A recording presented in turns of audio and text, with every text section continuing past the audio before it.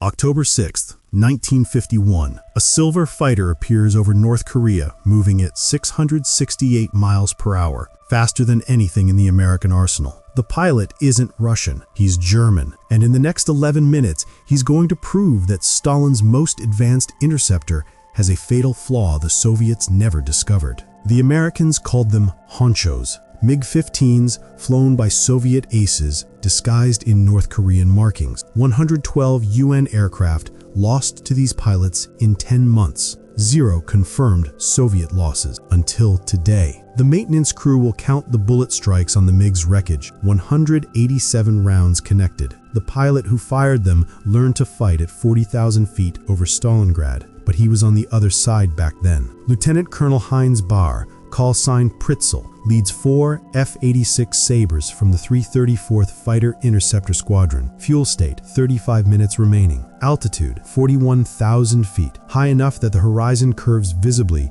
dark blue sky fading toward black above. Mission, provide top cover for B-29 bombers returning from Namsi Airfield. Radio crackles through the static of thin air. Pritzel, Deacon, bandits, 11 o'clock high, count 6. Bär sees them immediately. MiG-15s, silver fuselages catching sunlight like knives, descending at 450 miles per hour toward the bomber formation 8,000 feet below. But something's wrong with the lead aircraft's approach angle. Too steep, too aggressive. The pilot's confident, maybe overconfident. Bär recognizes the pattern. He's seen it before, 9 years ago, when he flew for the other side. The MiG-15 entered frontline service 8 months earlier, June 1950, just as North Korean forces crossed the 38th parallel. American intelligence reports claimed Soviet pilots flew them. The State Department denied it publicly, calling such suggestions unfounded Cold War propaganda. Classified NSA intercepts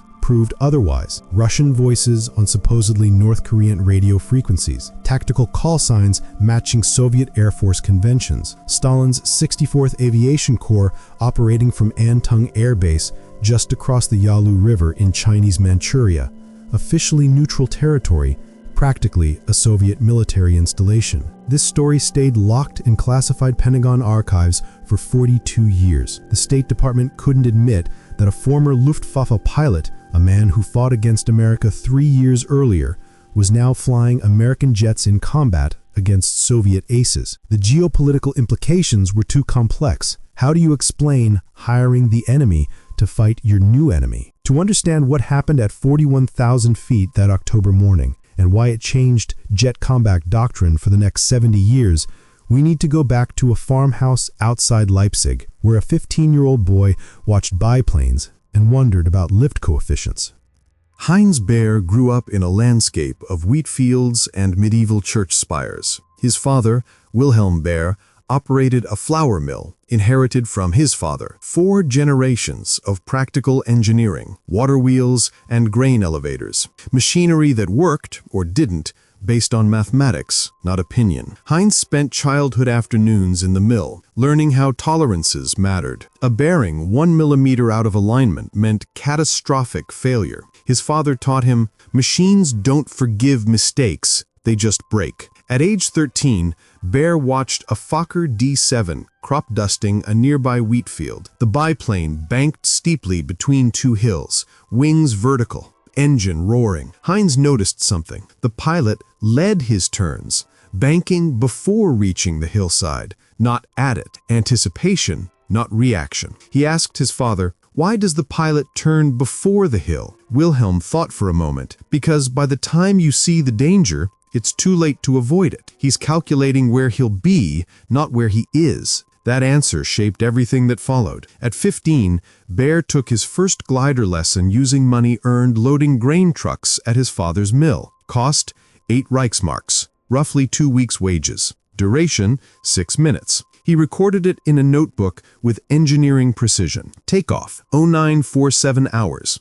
Winch launch. Altitude achieved, 340 meters. Noticed rudder pedals vibrating before stall warning. Stall occurred at approximately 15 degrees nose-high attitude. Recovery required pushing stick forward before airspeed increased. Landed hard, underestimated ground effect. Want to go again immediately. Not "It was beautiful," or "I felt free," just data. By 1932, Bär had accumulated 187 hours in gliders, mostly unpowered sailplanes launched by winch or towed behind automobiles. He learned to read air currents by watching birds, learned to feel turbulence through the control stick, learned that altitude was life. Once you spent it, you couldn't get it back. Adolf Hitler became chancellor in January. By March, the Luftwaffe, officially disbanded under the Treaty of Versailles, began secret reconstruction. They needed pilots, not daredevils,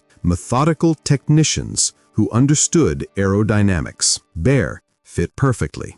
Bär entered Luftwaffe flight training at Schleißheim near Munich. His instructor's reports noted consistent patterns. Quote, "Cadet Bär demonstrates adequate reflexes but exceptional tactical patience, does not rush into engagements, calculates fuel consumption and ammunition expenditure before committing to attacks, recommends for fighter assignment based on analytical mindset." End quote. Another report, during simulated dogfight exercise, Bär allowed opponent to gain apparent advantage, then exploited predictable defensive maneuver. When asked why he waited, replied, "I needed to confirm he would do what I expected. Shows understanding of psychological combat dynamics." End quote. He graduated in November 1938. Assignment, Jagdgeschwaden 51, Fighter Wing 51. Aircraft, Messerschmitt Bf-109E. Bär flew his first combat sortie on September 3rd over Warsaw. He fired 180 rounds,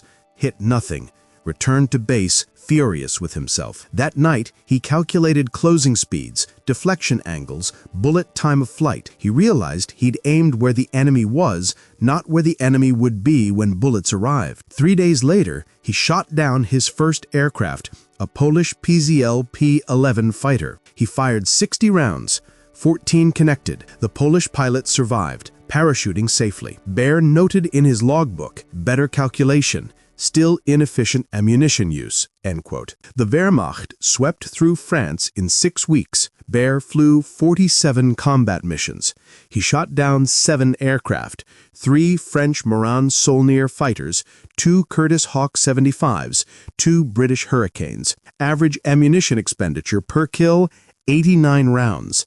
The Luftwaffe average 340 rounds per kill. His squadron commander asked his secret. Bär replied, "I wait until physics guarantees success, then I shoot. Most pilots shoot when victory is possible. Possible means failure is also possible." This was where Bär became an ace and where he encountered the tactical doctrine that would save his life 10 years later over Korea. The Eastern Front presented unique challenges. Soviet pilots flew aircraft that turned tighter than German fighters, particularly the Polikarpov I-16, a stubby, highly maneuverable interceptor. German Bf-109s were faster and climbed better, but couldn't match I-16 turn rates. Soviet tactics exploited this.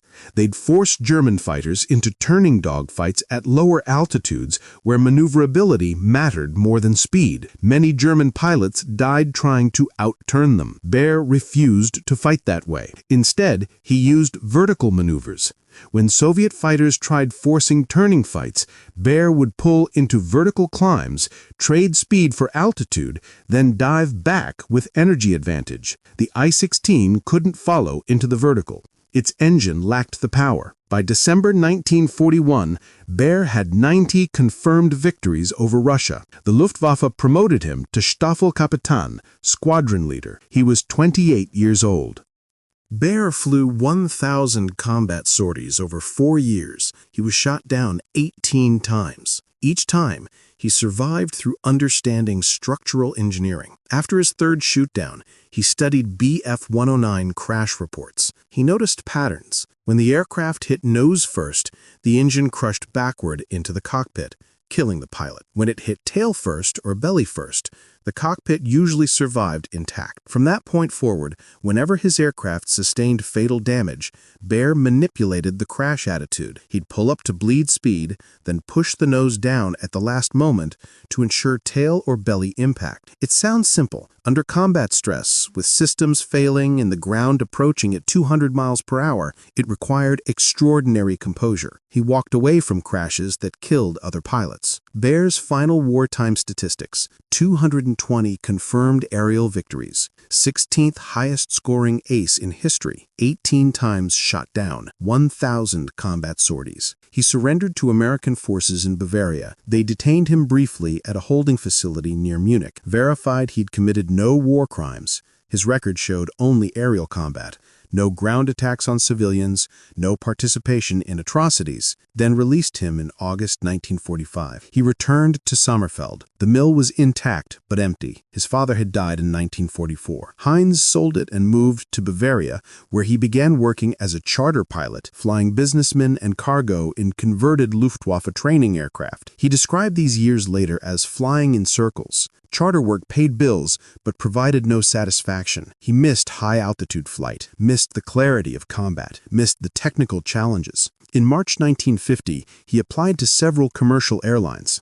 All rejected him. European airlines didn't want ex-Luftwaffe pilots. The association carried too much political baggage. Then, Korea changed everything. American F-80 shooting stars, America's first operational jet fighter, started dying in unexpected ways. Fast, high-altitude attackers they couldn't catch. The Pentagon realized they faced a serious problem: Soviet jets flown by experienced Soviet pilots. The F-86 Sabre offered better performance, but the U.S. Air Force had a pilot problem. Most American fighter pilots learned combat in propeller-driven aircraft during World War II. Jet combat at 40,000 feet presented entirely different physics: higher speeds, faster energy loss, compressibility effects, thinner air reducing control surface effectiveness. The Soviets had veteran pilots with high-altitude experience. America needed to catch up fast. A Pentagon analyst reviewing MiG-15 encounter reports noticed similarities to German high-altitude tactics from World War II. He suggested recruiting experienced Luftwaffe pilots as trainers, not publicly, but through contractors. The State Department objected. The optics were terrible, hiring former enemies to fight current enemies. The Pentagon proceeded anyway. They had a war to win. Not official military correspondence. A letter from Pacific Aviation Consulting Group, a defense contractor subsidiary. The offer: flight evaluation specialist position. Requirements: high-altitude jet experience. Combat veteran. Compensation: $1,400 monthly. Renewable 6-month contract. Location: Nevada. Possible overseas assignment. $1,400 monthly was extraordinary, triple his charter pilot earnings. But Bär understood what flight evaluation specialist actually meant. He accepted for 2 reasons. The money was excellent, and I missed flying fast aircraft. He told friends he was taking a consulting job in America. He didn't mention the combat part. Bär arrived in the Mojave Desert during the hottest month of the year. Temperature at noon, 114 degrees Fahrenheit. He'd flown over Russia at minus 60 degrees Fahrenheit. The extremes amused him. They gave him an F-86 Sabre. The aircraft impressed him immediately. Heavier than the Bf-109, but the hydraulically boosted controls meant you could pull 6 Gs without the stick becoming impossibly heavy. The Americans built for pilot survival, not just performance maximums. Smart engineering. Length: 37 feet 6 inches. Wingspan: 37 feet 1 inch. Empty weight: 10,950 pounds. Maximum takeoff weight: 17,921 pounds. Power plant: 1 General Electric J47 GE27 turbojet, producing 5,910 pounds of thrust. Maximum speed: 687 miles per hour at sea level, or Mach 0.9, just below the sound barrier. Service ceiling: 49,000 feet. Rate of climb: 9,000 feet per minute. Armament, 6.5 caliber M3 Browning machine guns, 3 per side, 267 rounds per gun, 1,602 total. Rate of fire, 1,150 rounds per minute per gun, but typically fired in 3-second bursts to preserve ammunition. The Sabre featured swept wings, a 35-degree sweep based on captured German research. The design delayed shockwave formation at high speeds, allowing near supersonic flight without catastrophic control loss. Bär noticed this immediately. This wing design came from German wind tunnel data. The Americans studied our research and built it better than we could have. Bär spent 6 weeks teaching F-86 pilots high-altitude combat tactics. He emphasized principles most American pilots found counterintuitive. Speed is altitude. Altitude is speed. They're the same thing, just stored differently. You trade one for the other, back and forth. The pilot who manages this exchange better wins. Never turn with a more maneuverable opponent. If you can't outturn them, don't try. Use vertical maneuvers instead. Most pilots shoot too early because they fear losing the opportunity. Patience wins. Let the geometry become certain, then shoot. His students included pilots who'd become aces in Korea. They absorbed his lessons, but found his demeanor unusual. Analytical, unemotional, treating combat like engineering problems. One student, Captain James Jabara, who would become the first American jet ace, later said, "Bär talked about killing enemy pilots the way my father talked about repairing tractors. No hatred, no excitement. Just, here's the problem, here's the solution, execute correctly." The 334th Fighter Interceptor Squadron in Korea needed an experienced instructor. Combat losses had been heavy. The Pentagon decided to send Bär. There was one complication. He couldn't go officially. If captured, the Soviets would use a German pilot flying for America as propaganda gold. The Americans hire Nazis to fight us.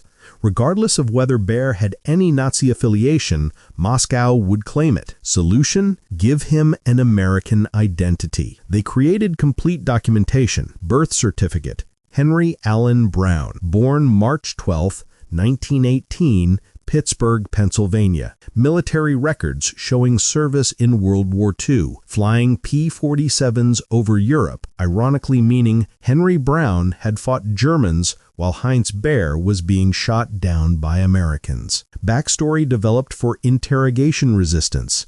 Grew up in Pittsburgh. Father was a steel worker. Joined the Army Air Corps in 1940. If captured, Bär was instructed to maintain this identity until death. The Pentagon would deny any connection. Bär found it grimly amusing. 9 years ago, Americans tried to kill me. Now I'm pretending to be American so Americans can deny knowing me if Russians tried to kill me. War is strange.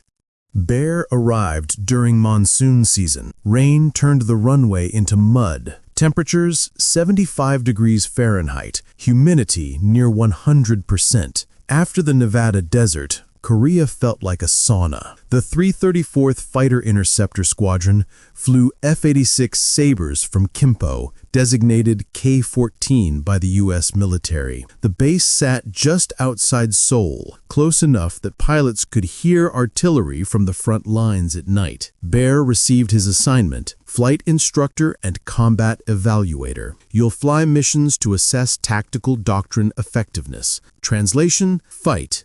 But if anyone asks, you were just observing. His commanding officer, Colonel Harrison Thing, knew Bär's real identity. They spoke privately.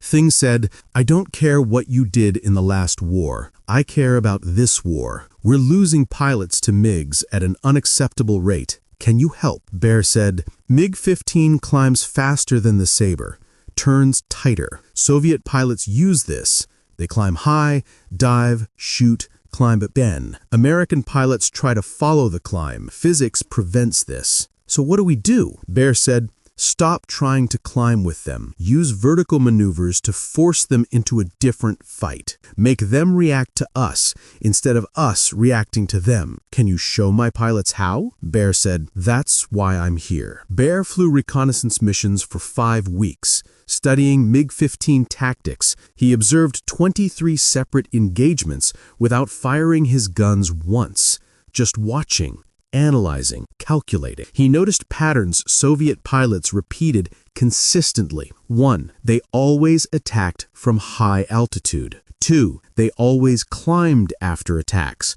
even when they had energy advantage to continue fighting. 3. They avoided prolonged turning engagements. 4. They never pursued American fighters below 15,000 feet. This was doctrine, not individual pilot choice. Soviet training emphasized these tactics. Predictability. Bär had seen predictable tactics before. They got you killed eventually. He briefed Colonel Fing, "Soviet pilots are skilled but doctrinaire. Their tactics work against undisciplined opponents. They fail against pilots who understand energy management and refuse to fight the MiG's strengths." Fing said, "When can you demonstrate this?" Bär said, "When I encounter the right tactical situation."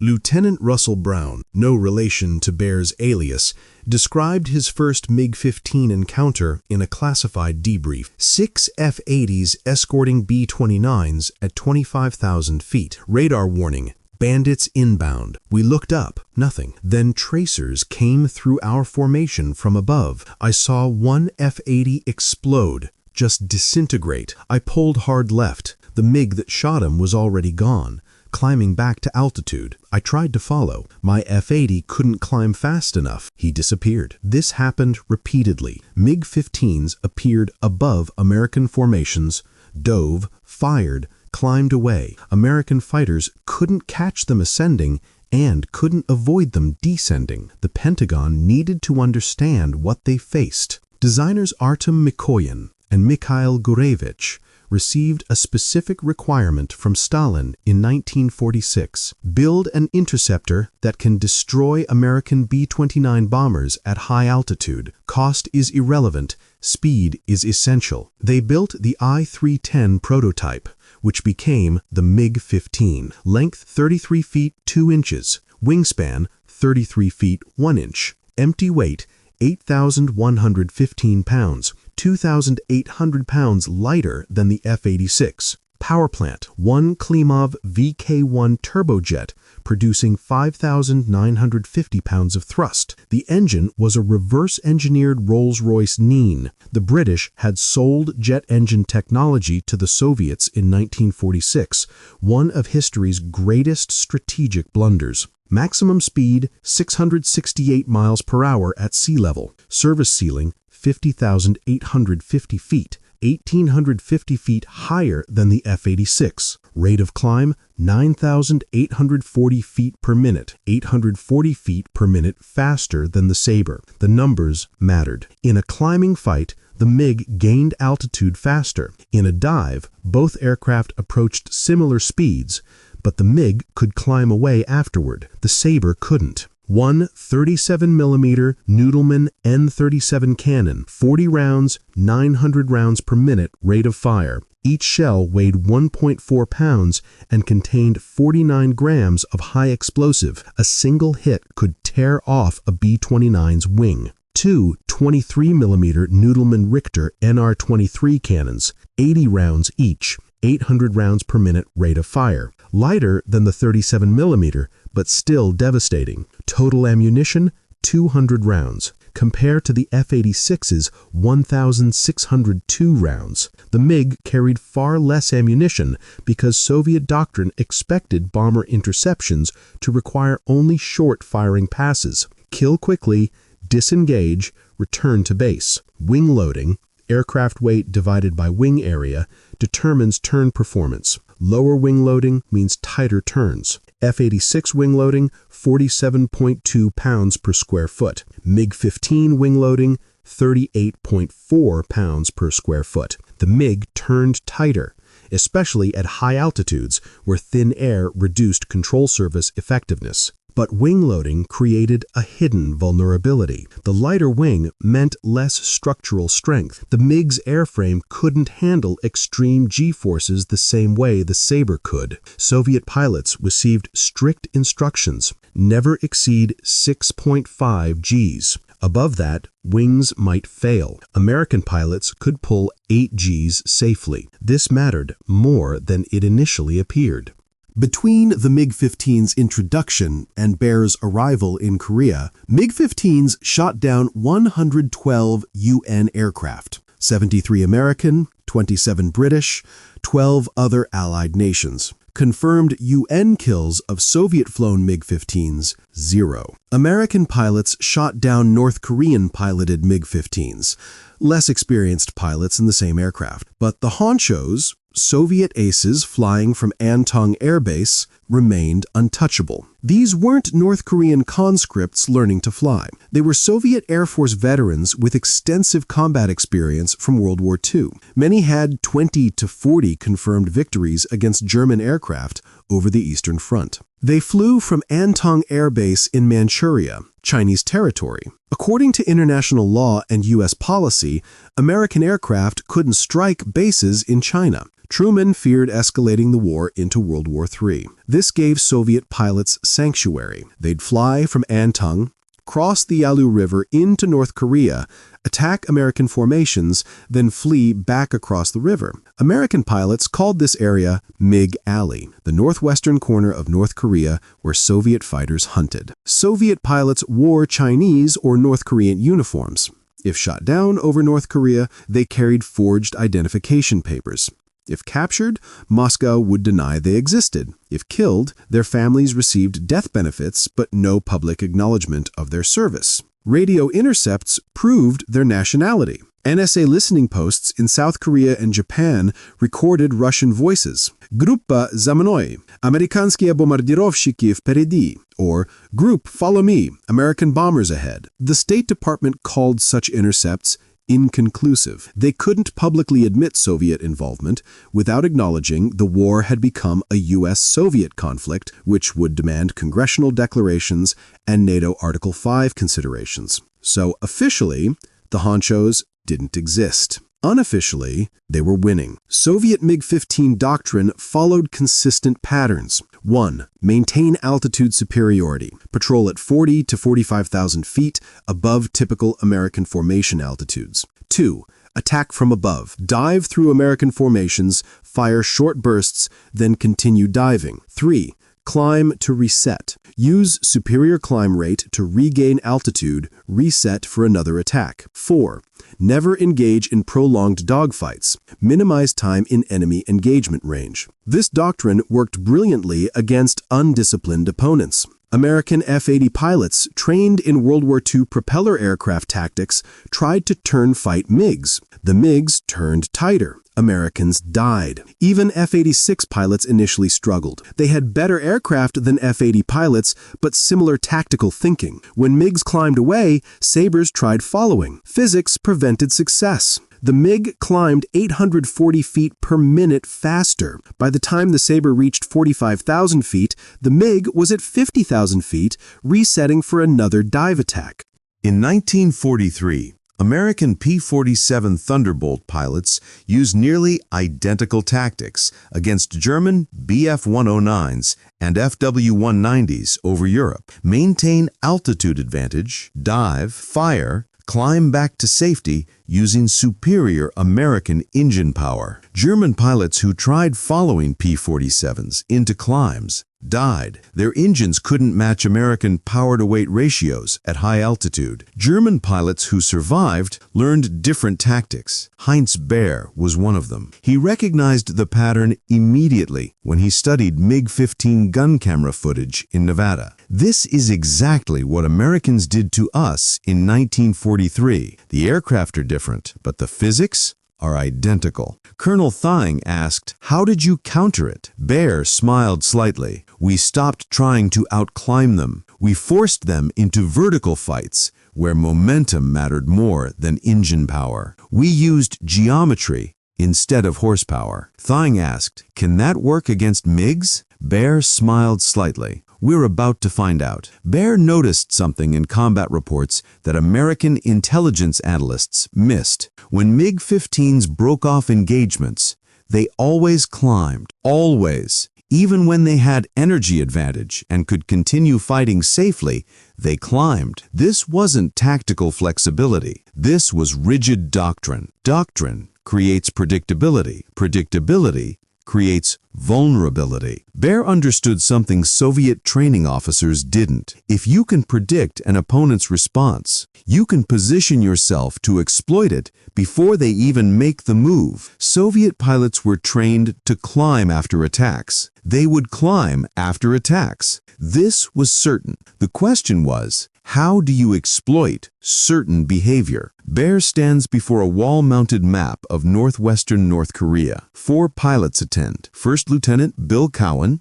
call sign Deacon. Captain James Roberts, call sign Hammer. Second Lieutenant Kenneth Olson, call sign Toolbox. And Bär himself as flight lead. Bär points to the map. B-29s will hit Namsi Airfield at 1340 hours. They'll egress southeast toward the coast. That's when MiGs hit them. During egress, when bomber gunners have expended most of their ammunition. Roberts says, standard MiG alley tactics. They'll come from Antung, high and fast. Bär nods. We'll patrol at 41,000 feet, northwest of the bomber route. If MiGs appear, we intercept before they reach the bombers. Cowan says, if they see us first, they'll just stay high and wait us out. We'll run low on fuel before they do. Antung is closer than Kimpo. Bär says, if they stay high, the bombers escape safely. Mission accomplished. But I think they'll attack anyway. Soviet pilots have kill quotas. They're aggressive. Olson, the youngest pilot, asks, Sir, if they dive on us instead of the bombers? Bär says, then we fight. 4 F-86 Sabres launch from Kimpo's runway in 30-second intervals. Bär's aircraft, F-86E-10, serial number 51-2740, bureau number 740. Aircraft weight at takeoff, 17,806 pounds, including full internal fuel, 435 gallons. Climb rate at full power, 9,000 feet per minute. Fuel consumption during climb, 1,850 pounds per hour, roughly 290 gallons per hour. They reach 41,000 feet at 1329 hours. Fuel state, 312 gallons remaining. Combat radius at this altitude and fuel state, approximately 110 miles. The Yalu River and Chinese Sanctuary lies 95 miles northwest. Kimpo Air Base, 127 miles southeast. They're operating at maximum range.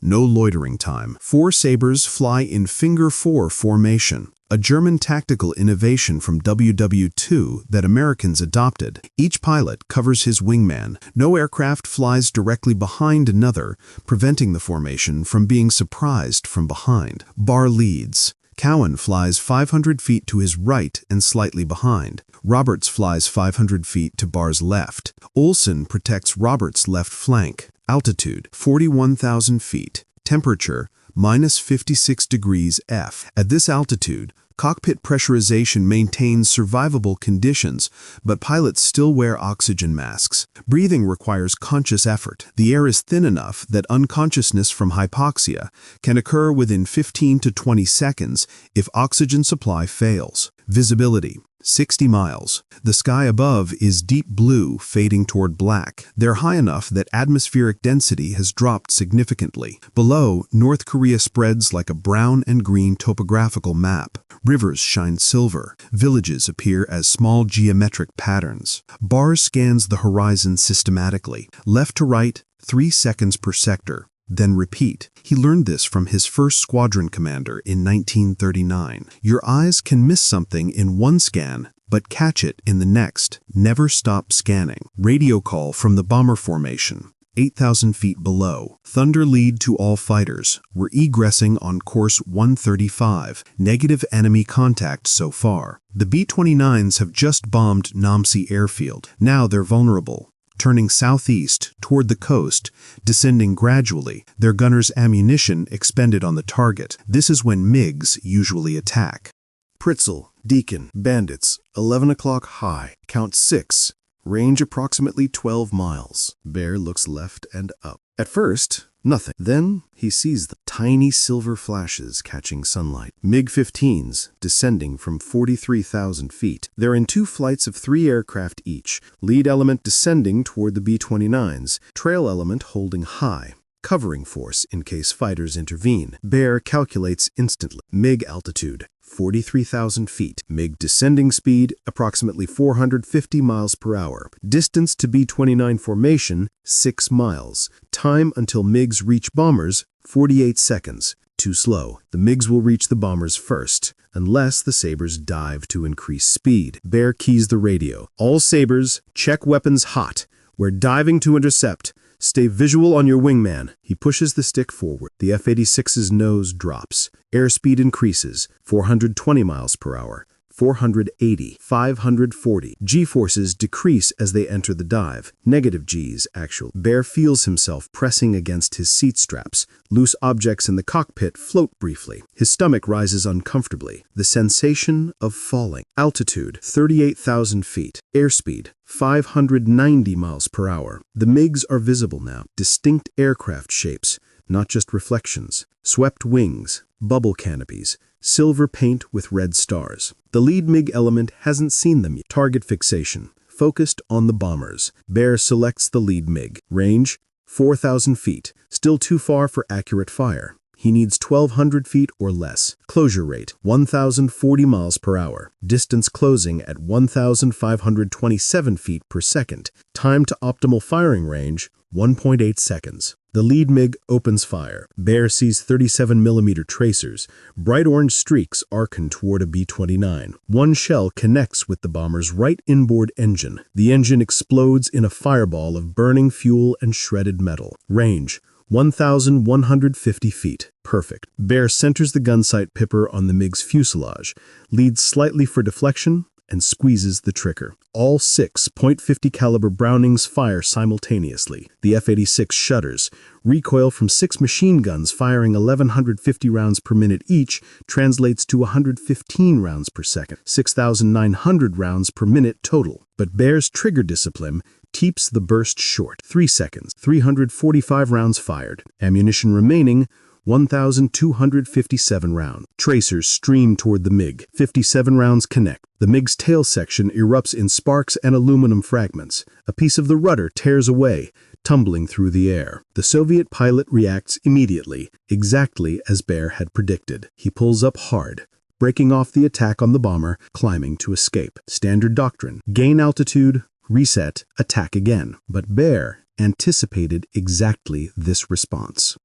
The MiG pulls into a 40-degree climb, engine at maximum power. Airspeed bleeds rapidly, 480 miles per hour, 420, 360. Bär follows, but not directly behind. He offsets slightly left, climbing at 35 degrees instead of 40. Cowan's voice on the radio. Pritzel, you're losing him. He's outclimbing you. Bär doesn't respond. He's focused on energy management. At 41,000 feet, both aircraft are fighting thin air. Engine power decreases with altitude. Less oxygen means less combustion efficiency. Control surfaces become less effective. Less air flowing over them means less force generated. The MiG's lighter weight gives it better climb rate, but Bär isn't trying to outclimb it. He's calculating. Range opens. 1,400 feet, 1,600, 1,900. The MiG climbs through 42,500 feet. Bär's at 42,000 feet, lagging behind. Bär's airspeed, 285 miles per hour, approaching stall speed for this altitude. The F-86's controls feel mushy, sluggish. The stick requires larger movements to achieve smaller responses. The Soviet pilot thinks he's winning. He's climbing away. Just as Doctrine teaches, Bär will stall soon, fall away, and the MiG can reset for another attack on the bombers. He drops the nose 5 degrees. Not a dive, just a shallow descent, enough to trade 500 feet of altitude for speed. Airspeed increases, 285 miles per hour, 305, 325. Then he pulls back hard, 6 Gs. His G-suit inflates, squeezing blood from his legs back toward his heart and brain. Vision tunnels slightly, peripheral graying. The F-86 arcs back into a climb, but now with 40 miles per hour more airspeed than before. The energy gained from that brief descent translates into momentum. Range to MiG, 1,800 feet. Bär fires. 4-second burst, 460 rounds. The distance is long for accurate fire, but he doesn't need accuracy. He needs the Soviet pilot to react. Tracers flash past the MiG's canopy, close enough to see. The Soviet pilot reacts instinctively, rolls inverted, and dives. This is exactly what Bär wanted. The pilot's training taught him, when threatened from behind, use superior speed to escape. Dive, accelerate, outrun the threat. This works against American pilots who try to follow directly behind, getting into a straight speed race. Bär doesn't follow directly behind. 13:43:40 hours.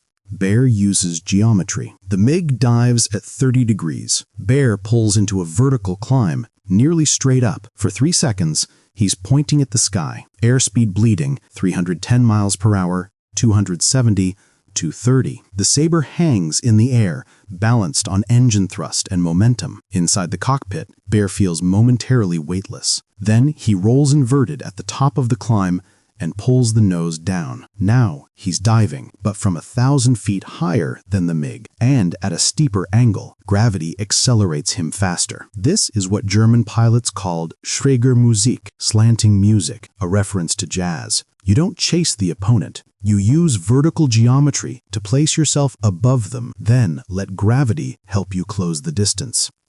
Altitude, 39,500 feet. Airspeed, 520 miles per hour and accelerating. The MiG is below him at 38,000 feet, diving at 30 degrees. Airspeed approximately 480 miles per hour. Bär is diving at 45 degrees, gaining closure rapidly. Range, 1,200 feet, 900 feet, 600 feet. The Soviet pilot sees him, too late. He tries rolling right, attempting an evasive turn. Bär anticipated this too. He leads the turn, placing his gunsight pipper where the MiG will be in 1 second. Range, 550 feet. Deflection angle, 15 degrees. Closure rate, 240 miles per hour. Bär fires. 7-second burst, 805 rounds. At this range, convergence is perfect. All 6 guns' bullet streams intersect at one point in space, exactly where the MiG is flying through. 94 rounds connect. The MiG's canopy shatters. The pilot slumps forward, probably hit. Blood spray visible inside the cockpit for a fraction of a second before wind blast tears the canopy away completely. The aircraft's nose drops violently. No control inputs. The MiG enters a flat spin, nose high, but descending in a corkscrew pattern, wings generating no lift, just tumbling through the air. Bär pulls up sharply to avoid collision. 7 Gs. His vision grays almost to black, tunnel vision to a narrow cone straight ahead. The G-suit squeezes his legs painfully. He gasps against the pressure, fighting to keep blood in his brain. Hook, breathe, the anti-G straining maneuver. Tense leg muscles, short forced exhalations, anything to keep from blacking out. The Sabre arcs up and away. Bär eases back on the stick, reducing Gs. Vision returns gradually. Below, the MiG continues its death spiral. 35,000 feet, 30,000 feet, 25,000 feet. No parachute deploys. The pilot is either dead or unconscious. The MiG hits a rice paddy 14 miles northwest of Pyongyang. At that speed, estimated 380 miles per hour in the spin, the impact is catastrophic. The aircraft disintegrates into scattered fragments. A brown spray of mud and water erupts. Then silence. No explosion. The fuel tanks probably ruptured during the descent, fuel dispersing through the air rather than igniting on impact. Bär marks the position mentally. Grid coordinates approximately 39 degrees 14 minutes north, 125 degrees 43 minutes east. He checks his instruments. Fuel remaining, 235 gallons, 18 minutes endurance. Altitude, 41,500 feet. Airspeed, 340 miles per hour. Ammunition remaining, 592 rounds, 37% capacity. He keys the radio. Deacon, where are you? Pritzel, Deacon, I'm defensive. 2 bandits on my tail. Need help. Bär scans the sky. 2 miles south, he spots Cowan's Sabre diving steeply. 2 MiGs pursuing. Roberts and Olsen are engaged with 3 other MiGs further east. Bär pushes throttle to maximum. Deacon, continue your dive. I'm coming to you. 30 seconds. He dives toward Cowan's position. Airspeed increases. 420 miles per hour, 510, 590. The two MiGs are focused entirely on Cowan. Target fixation again. One is firing. Bär sees tracers reaching toward Cowan's aircraft. Range to nearest MiG, 1,800 feet. Too far for effective fire. But psychological impact doesn't require hits. Bär fires a 5-second burst ahead of the trailing MiG. 575 rounds expended. Tracers stream past the MiG's canopy, close enough that the pilot has to see them. Effect immediate. Both MiGs break off, pulling hard left and climbing northwest toward the Yellow River and Chinese sanctuary. Bär doesn't pursue. Fuel state is critical, and he learned from Luftwaffe experience,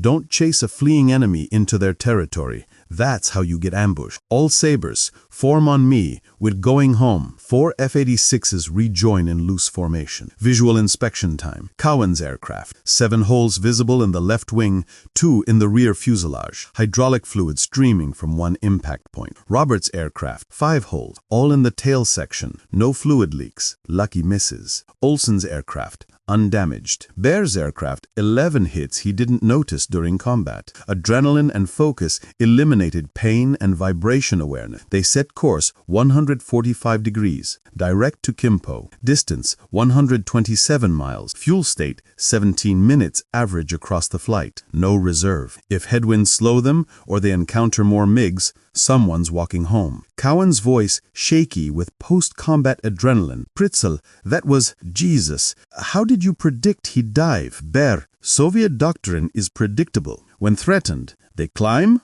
or they dive. The pilot already tried climbing. Only one option remained. Roberts, you fought like Germans did against us over France. Bär pauses before responding. That's exactly what I did. The 4 Sabres cross the bomb line, the front line between the UN and North Korean forces, at 35,000 feet. Below, the landscape shows war's scars. Cratered fields, burned villages, road networks destroyed by bombing. Bär's fuel gauge shows 190 gallons, 8 minutes endurance. Kimpo is 73 miles ahead. Math, 73 miles at 540 miles per hour ground speed equals 8.1 minutes. No margin for error. His hydraulic pressure gauge shows fluctuation. One of those 11 hits clipped a line somewhere. Not catastrophic loss, just seepage. Flight controls still respond normally, but the gauge needle oscillates between 2,800 and 3,100 psi instead of holding steady at 3,000. The runway appears as a dark line against brown terrain. Winds 240 degrees at 12 knots. Crosswind from the left. Temperature 68 degrees Fahrenheit. Visibility 15 mile. Tower radius. Sabres, Kimpo Tower. You're cleared for straight-in approach runway 27. Winds 240 at 12. Fire and rescue are standing by. Standing by means someone radioed ahead about damaged aircraft. Probably Roberts, noticing Cowan's hydraulic leak. Bär, Tower, Pritzel. We'll take 3-mile spacing. Deacon lands first in case he needs the runway blocked for recovery. Tower, Roger Pritzel. Deacon, you're number 1. His F-86 touches down smoothly. Hydraulics hold. He rolls out, turns off the runway. Fire trucks follow, but don't engage. No fire, no crash. Roberts lands second. Normal landing. Olsen lands third. Normal landing. Fuel gauge, 47 gallons. 2 minutes endurance. Just enough for 1 landing attempt. A go-around would mean ejection over the base. He configures for landing. Gear down, flaps down, speed brakes extended. Airspeed 155 miles per hour on final approach. The crosswind pushes him right. He banks slightly left to maintain centerline alignment. At 50 feet above the runway, he levels the wings and adds a touch of right rudder to keep the nose straight. Touchdown. 14:06 34 hours. The Sabre bounces slightly. He carried a bit too much speed. Second touchdown, smoother. He applies brakes gently, testing hydraulic response. Brakes respond normally. The aircraft decelerates. 100 miles per hour, 70-40. He turns off the runway at taxiway Charlie. Engine shut down. Sudden silence, except for the whine of gyros spooling down. Bär unstraps and removes his helmet. His hair is soaked with sweat. The cockpit temperature at 41,000 feet was minus 40 degrees Fahrenheit. At ground level, 68 degrees Fahrenheit. A 108-degree temperature swing. He climbs out. His legs are stiff. 65 minutes in the cramped cockpit under high G-loads. Every movement hurts. Ground Crew Chief Master Sergeant Donald Phelps approaches with his crew. They walk around the aircraft slowly, examining damage. Phelps counts aloud: 3 hits left wing, 2 right stabilizer, 4 fuselage, 2 rudder. That's 11, sir. He stops at 1 impact point on the left aileron. This was 23 millimeters. Went clean through. You're lucky it didn't hit the hydraulic actuator. It missed by 6 inches. Bär looks at the hole. He can see sky through it. The round entered from below, exited above, probably fired during his climb after the first engagement when that second MiG fired at him from beneath. He didn't feel it hit, didn't hear it, too focused on the fight. Phelps, if that had hit the hydraulic actuator, you'd have lost left aileron control. Probably couldn't have landed safely. Bär, but it didn't hit the actuator. Probably doesn't matter. Intelligence Officer Captain Thomas Wheeler waits near the Flight Operations Building with a clipboard and camera. Standard procedure after combat engagements. Colonel Brown, how many enemy aircraft did you engage? 6 MiG-15s. Claim? 1 confirmed destroyed. Visual confirmation of aircraft impact with terrain. Grid coordinates 39 degrees 14 minutes north, 125 degrees 43 minutes east, approximately 14 miles northwest of Pyongyang. Wheeler writes quickly. Gun camera? Should show entire engagement. Wheeler leads Bär inside to the intelligence office. A technician has already removed the gun camera film from Bär's aircraft, a 16mm film magazine that automatically recorded whenever the guns fired. They develop it immediately. Priority processing for combat footage. 30 minutes later, they project it on a wall screen. The footage shows exactly what Bär described. Frame 001 to 89, approach to MiG-15, range closing from 4,000 feet to 1,150 feet. Frame 090 to 135, first burst,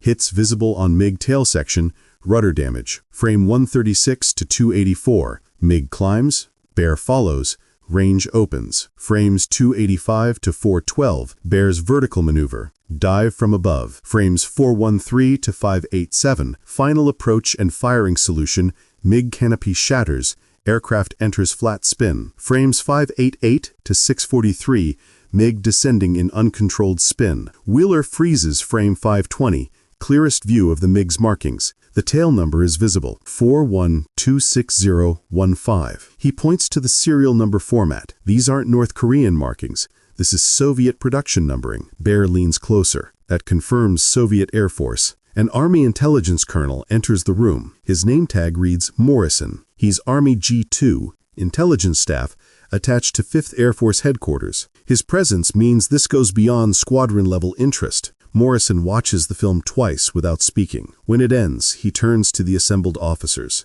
Gentlemen, as of this moment, this film is classified top secret. Colonel Brown, you did not shoot down a MiG-15 today. You engaged aircraft of unknown origin. The pilot's nationality cannot be determined. Do you understand? Bär understands perfectly, because confirming I killed a Soviet pilot means admitting Soviet pilots are flying combat missions, which means we're in direct conflict with the Soviet Union. Correct. President Truman has explicitly ordered that we maintain plausible deniability regarding Soviet involvement. Stalin has ordered the same for his forces. Both sides understand that acknowledging direct conflict could escalate into World War III. Neither side wants that. Wheeler protests. Sir, with respect, this is a significant tactical victory. Colonel Brown proved the MiG-15 has exploitable vulnerabilities. Our pilots need to know these tactics work. The tactics will be distributed through training channels. We'll update combat manuals with the engagement methodology, but the specific kill does not go on record. No official credit, no medal recommendation, no press release. This mission gets logged as Combat Air Patrol, no confirmed enemy contact. He looks at each officer in turn. Your gun camera film goes into a classified vault. The wreckage location gets forwarded to Army intelligence for possible salvage operations.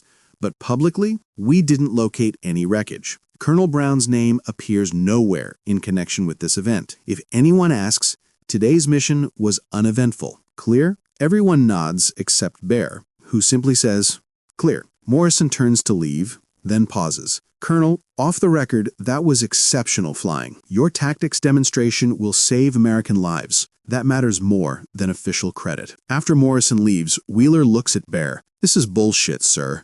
You should get recognized. Bär shrugs. Recognition doesn't matter. Results matter. If pilots learn from this and stop dying to MiGs, that's sufficient. Cowan, who witnessed the debrief, asks, doesn't it bother you? No credit, no acknowledgement? Bär considers the question seriously. In 1943, I shot down an American P-47 over France. That pilot bailed out safely. I saw him in his parachute. After the war, I often wondered who he was. Did he survive the war? Did he go home to his family? I'll never know his name, and he'll never know mine, but we both did our jobs that day. This is similar. I did my job today. That's enough. Within 14 days of Bär's October 6th engagement, the U.S. Air Force distributed updated tactical guidance to every F-86 squadron in Korea. The document, classified confidential, lower than top secret, but still restricted, was titled Engagement Tactics Against High-Performance Soviet-Type Interceptors. When engaging MiG-15 aircraft in climbing attacks, do not attempt to match their climb rate above 35,000 feet. The MiG-15's superior thrust-to-weight ratio makes this inadvisable. Instead, employ vertical energy management techniques. 1. Allow enemy aircraft to initiate climb. 2. Maintain shallower climb angle while preserving airspeed. 3. Execute vertical displacement maneuver. Brief descent to gain speed, then resume climb with energy advantage. 4. Exploit enemy's predictable doctrine. MiG pilots consistently climb to reset after attacks and consistently dive when threatened from behind. 5. Use geometry to position above enemy during their dive, then attack from a superior position. These techniques were successfully employed against Luftwaffe fighters during World War II and remain effective against doctrinal opponents. The manual never mentioned Bär's name or the October 6th engagement specifically, but every experienced pilot reading it understood someone had fought Germans and applied those lessons against MiGs. American pilots started winning. Before October 1951, MiG-15 kills of UN aircraft, 112. Confirmed UN kills of Soviet-flown MiGs, 0. Kill ratio? Infinitely in MiG favor, dividing by 0. After tactics distribution, MiG-15 kills of UN aircraft, 156 additional, 268 total. Confirmed UN kills of MiG-15s, 792. Kill ratio, 5.1 to 1. In U.S. favor. The Soviets never adapted. Their doctrine had worked against propeller aircraft in World War II. They couldn't accept that jet combat at high altitude required fundamentally different thinking. Soviet post-war analysis documents, declassified in 1998, acknowledged unacceptable losses to American F-86 pilots employing non-standard vertical engagement tactics derived from German Luftwaffe doctrine. Recommend revision of training syllabus to address vertical energy management. The recommendations came in 1956, 3 years after the Korean War ended. He flew 117 combat missions over Korea between September 1951 and July 1953 under his Henry Brown alias. Official confirmed kills, 0, per classification orders. Actual gun camera evidence in classified files, 9 MiG-15s destroyed, confirmed impacts or pilot kills, 4 MiG-15s probably destroyed, severe damage, loss of control, but no confirmed crash, 6 MiG-15s damaged, hits confirmed, aircraft continued flying. He received no medals for Korean service. His contractor payment, $1,400 monthly for 23 months. Equals $32,200 total, roughly $365,000 in 2025 dollars. When the armistice was signed July 27, 1953, Bär's contract expired. He returned to Germany in August. Bär resumed civilian charter flying in Bavaria. When aviation journalists interviewed him, former Luftwaffe aces were popular interview subjects in the 1950s, he deflected questions about the years 1951 to 1953. I did some technical evaluation work for the Americans.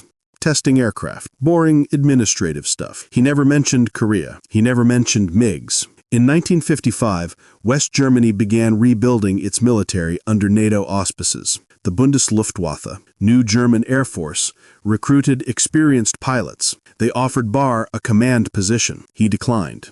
"I've done enough fighting." Instead, he started a crop dusting business. The same work he'd watched as a boy in Sommerfeld, flying low and slow over Bavarian wheat fields, applying fertilizer and pesticide. The irony didn't escape him. 220 aerial victories, 1,117 combat sorties, survivor of being shot down 18 times, 2 wars, and now he was back where he started, watching biplanes dust crops. Bär was crop dusting a field near Brunswick, Germany. His aircraft, a modified Piper Cub fitted with spray equipment. Low-altitude work, 15 to 20 feet above the wheat, applying pesticide. A power line crossed one corner of the field. Bär had sprayed this field before. He knew the power line was there. Witnesses said he banked steeply to avoid it. Standard maneuver, but one wing clipped the line. The Cub inverted and crashed nose first. Heinz Bär died instantly. He was 43 years old. The power line was newly installed. The electrical company had strung it 3 days earlier. Same position as the old line, but 6 feet lower. Bär's mental map of the field showed the old line height, 6 feet, the difference between clearance and catastrophic impact. Machines don't forgive mistakes. 40 years after the Korean War armistice, 42 years after Bär's October 6th victory, Russian historians gained access to formerly classified Soviet military archives. Dr. Igor Saidov, researching the 64th Fighter Aviation Corps for his book Red Devils Over the Yalu, found casualty records that Soviet authorities had suppressed for decades. One entry dated October 6, 1951. Captain Anatoly Mikhailovich Karelin, 196th Fighter Aviation Regiment, 324th Fighter Aviation Division, 64th Fighter Aviation Corps. MiG-15 bis, tail number 4126015, lost during combat mission northwest of Pyongyang, North Korea, 1344 hours local time. Aircraft recovered by North Korean ground forces. Pilot killed in action. Preliminary investigation indicates engagement with F-86 Sabre. Gun camera evidence from the wreckage shows American fighter approaching from above during dive. Pilot identity of attacking aircraft unknown. Recommend no public disclosure of loss. The Clinton administration accelerated Cold War declassification. Documents 50 years old or older became automatically eligible for release unless they contained information still considered sensitive. Air Force historian Dr. Robert F. Dorr, researching Korean War aerial combat, requested gun camera footage from 1951 under Freedom of Information Act provisions. The Air Force released 347 gun camera film reels. Most showed successful engagements with North Korean piloted aircraft. One reel, cataloged as Unattributed MiG-15 Engagement, October 1951, caught Dorr's attention. The film showed a textbook vertical energy management engagement, exactly the tactics described in post-1951 training manuals, but never publicly attributed to a specific pilot. The film canister had a handwritten label, partially visible under newer classification stamps. Lieutenant Colonel H. Brown, 334th FIS 6th, October 1951, confidential. Dorr cross-referenced. No Henry Brown appeared in official 334th Fighter Interceptor Squadron records. The name existed in administrative logs, but had no service number, no prior assignment history, no post-Korea assignment. A ghost. Dorr suspected a cover identity. He requested additional records. Most were still classified, but he found maintenance logs. Aircraft 512740 flew a combat mission October 6, 1951. Pilot name, Brown. Damage report, 11 hits, 23mm and bullet fragments. Gun camera film removed and classified. One maintenance note included grid coordinates for observed enemy aircraft impact, reported by the pilot: 39 degrees 14 north, 125 degrees 43 east. Dor compared this to Karellin's casualty report coordinates from Soviet archives. Match within 2 kilometers.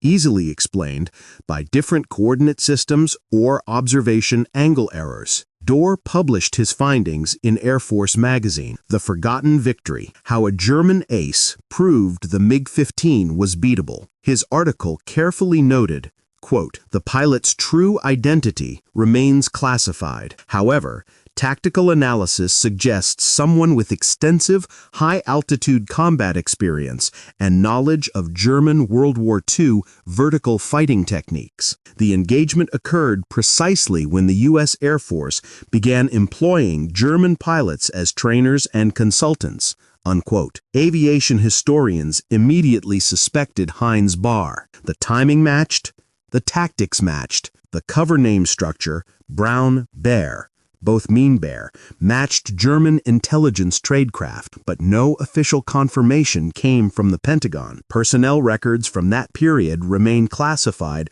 for privacy reasons. American veteran organizations protested. The Veterans of Foreign Wars issued a statement. If true, this raises serious questions about why former enemy pilots flew combat missions for the United States, while American pilots were available. The Air Force Association countered, "Combat effectiveness matters more than politics. If hiring experienced enemy pilots saved American lives, that was the right decision." Korean War historians noted the irony. Heinz Bär fought against Americans in WW2, then fought for Americans in Korea, killing a Soviet pilot who had fought against Germans in WW2. War creates strange alliances. The controversy faded within months. Bär had been dead for 39 years. Most Korean War pilots were retired or deceased. The Cold War had ended. The story became academic history rather than emotional current events. Svetlana Karelina, Captain Karellin's daughter, was 63 years old when she learned the full truth about her father's death. Soviet authorities had told her mother only that he died in a training accident in 1951. His body was never returned. No funeral, no closure. She wrote to the U.S. Air Force Historical Research Agency. "For 49 years, my mother believed my father died in a senseless accident. Now I learn he died in combat, doing his duty. The pilot who killed him also served his country, even if it was not the country of his birth. Both were warriors. Both deserve respect. I do not know the American pilot's name. Perhaps it is still classified. But if his family can read this, tell them a Russian daughter bears no hatred. War forced our fathers into opposite sides.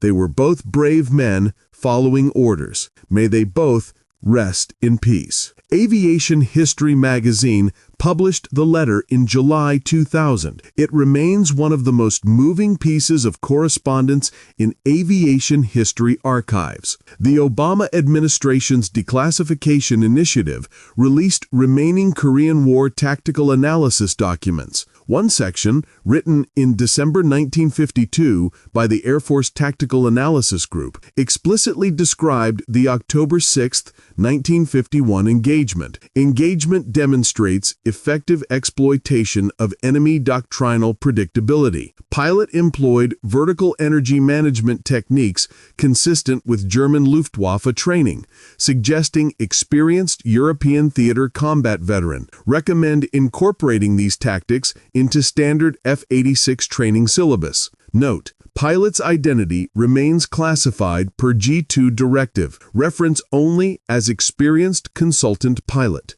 Another document from February 1952 included statistical analysis. Since implementation of revised vertical engagement tactics, November 1951, F-86 kill ratio against MiG-15 has improved from 1.8 to 5.3, attribute improvement primarily to exploitation of Soviet doctrinal rigidity as demonstrated in classified October 1951 engagement. The documents confirmed what aviation historians suspected. Bär's October 6th victory wasn't just one kill. It was the template for 700-plus subsequent American victories.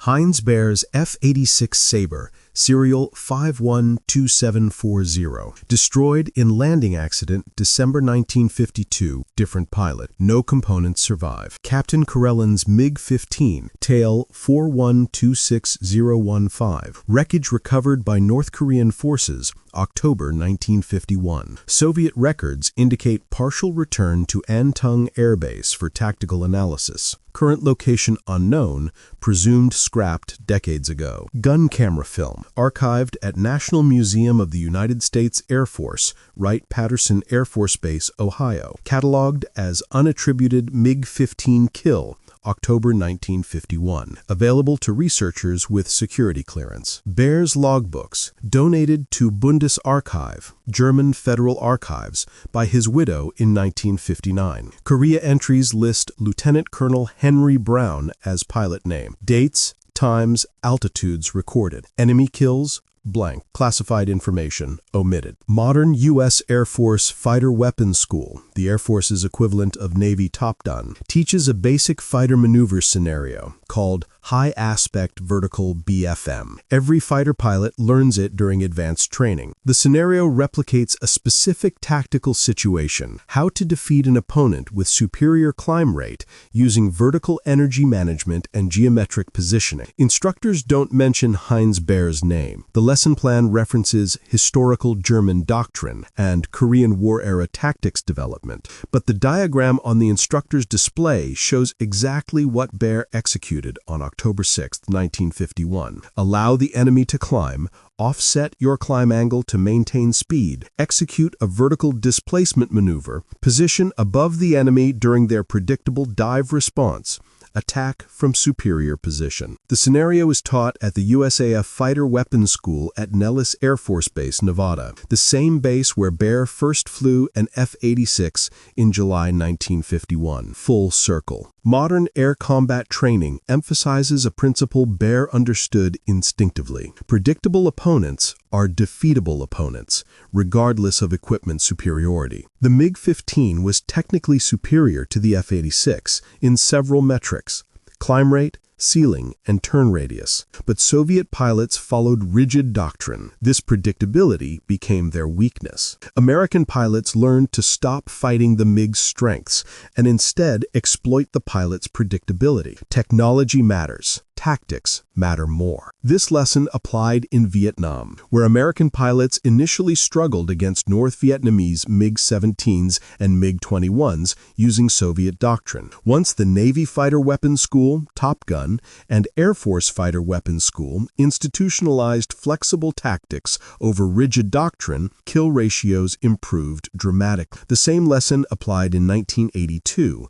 when Israeli F-15s and F-16s destroyed 82 Syrian MiG-21s and MiG-23s without a single loss. Not because Israeli aircraft were superior, the MiG-23 matched F-16 performance, but because Israeli pilots followed rigid Soviet doctrine, while Syrian pilots adapted dynamically. The ghost of Heinz Bär's October 6th engagement haunts every aerial victory achieved through tactical flexibility over doctrinal rigidity.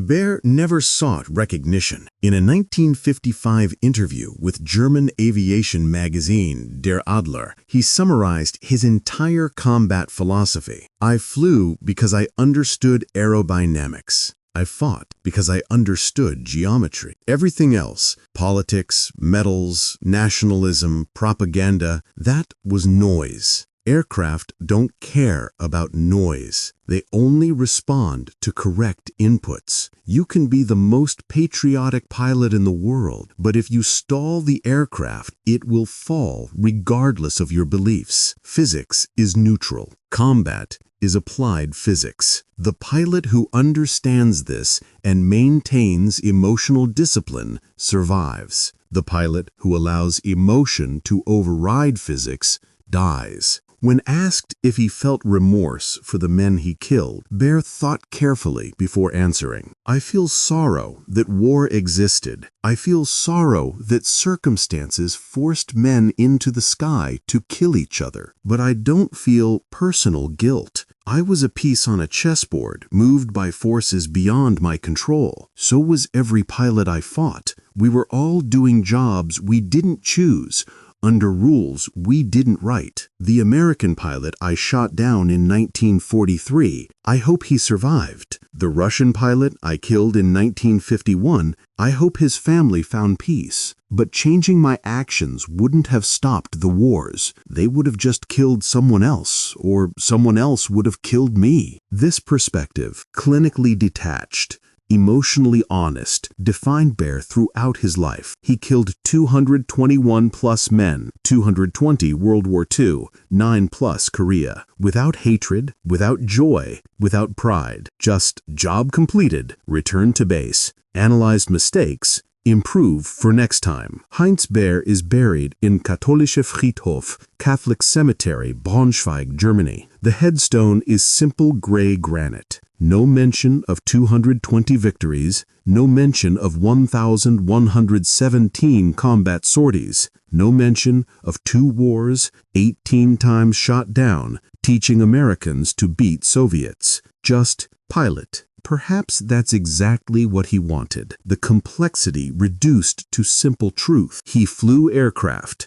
He understood physics. Everything else was commentary. In 2018, the German Aviation Archive released Bär's complete service records, including his American contract documents from 1951 to 1953. The papers confirmed what historians suspected. Henry Brown was Heinz Bär. In 2021, the U.S. Air Force Historical Research Agency released additional documents showing Bär trained 47 American pilots at Nellis Air Force Base in July-August 1951. Post-war analysis showed those 47 pilots accounted for 173 confirmed MiG-15 kills in Korea. 22% of all American victories traced directly to one instructor's teachings. In 2023, a Russian documentary film crew interviewed Captain Karelyan's granddaughter, Yekaterina Karelyana, age 34. She said, I never met my grandfather. He died before my mother was born, but I researched his story. He fought bravely in World War II. He fought bravely in Korea. The man who killed him also fought bravely in 2 wars. They were warriors, not enemies. The governments were enemies. The pilots were just doing their jobs. On a clear morning over Nevada, F-35 pilots practice high-altitude combat maneuvers. The scenario? Defeat an enemy with superior climb rate using vertical energy management. The instructor pilot, Major Sarah Chen, briefs the technique. Allow them to climb. Don't try to match it. Offset your angle, maintain speed, execute vertical displacement. Position above them when they dive. We've been teaching this since Korea. One student asks, who figured this out? Major Chen pauses. The tactics came from a German pilot flying for us in 1951. His name stayed classified for decades. Heinz Bär. He killed 220 enemy pilots in World War II, then taught us how to beat Soviet pilots in Korea. Never officially recognized, died in a crop dusting accident in 1957. Another student, why did we hire a German? Major Chen, because he understood something we didn't. Jet combat at altitude requires different thinking. He learned by fighting Americans. Then he taught Americans using those same lessons. War creates strange teachers. The F-35s climb into Nevada's blue sky, repeating maneuvers a German pilot executed 74 years ago over Korean airspace in an aircraft that would be scrapped decades before these students were born. But the physics remain unchanged. The tactics remain valid. And somewhere in a German cemetery, a simple headstone marks the grave of a man who changed air combat doctrine without official recognition, without public acknowledgement, without personal glory. Just pilot. On October 6, 1951, at 41,000 feet over North Korea, 3 men met in violent convergence. Heinz Bär, German, 38 years old, 220 World War II victories, fighting for America under a false name. Anatoly Karelin, Russian, 34 years old, 31 World War II victories, fighting for communism disguised as North Korean.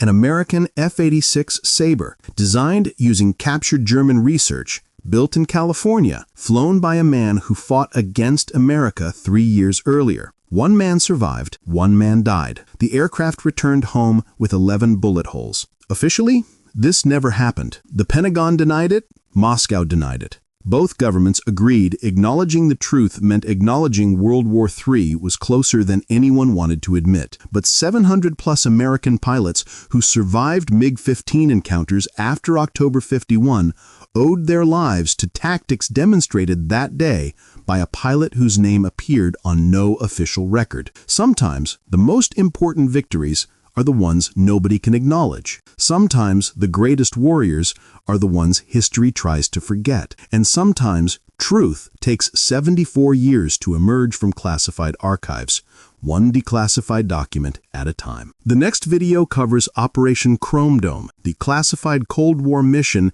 that kept nuclear-armed B-52 bombers flying over American cities 24 hours a day, 7 days a week, for 8 years straight. 1 aircraft crashed carrying 4 hydrogen bombs. Hit like, subscribe, and we'll see you in the next one.